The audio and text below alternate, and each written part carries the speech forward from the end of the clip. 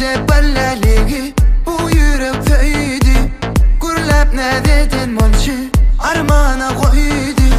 Kefir ceballaligi bu yürek feydi Gurlap nededen molşi armana koydu Dur getireceğim sen benim Fücüleceğim dünyada Yekeceğim fücüleceğim sen yekeceğim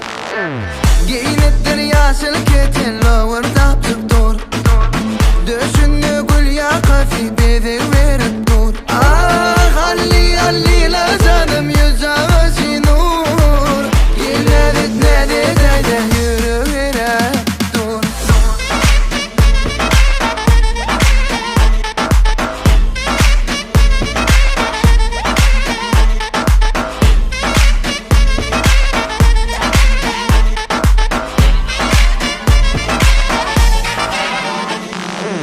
Zoraları yanına laqat mı dedi Fidilla bolle derdi saklama dedi Zoraları yanına laqat mı dedi Senin yalı feyanken tatlı mı dedi Dur getireceğim sen benim Fücüleceğim dünyada Yekeceğim fücüleceğim sen yekeceğim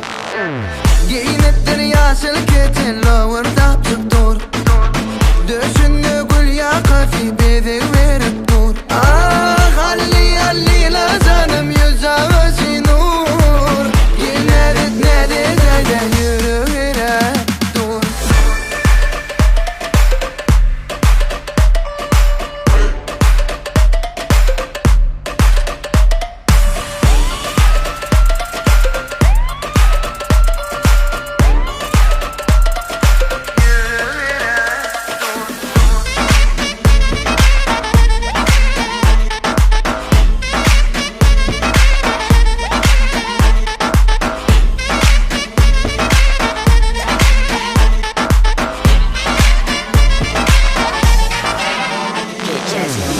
Getireceğim sen benim Fücüleceğim dünyada Yekeceğim fücüleceğim sen yekeceğim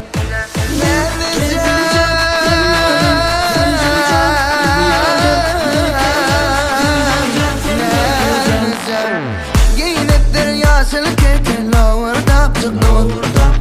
Döşünü gül ya kafi bezi verip dur Vah halli halli canı yüzağısı nur Yerleri nerede yürü vere dur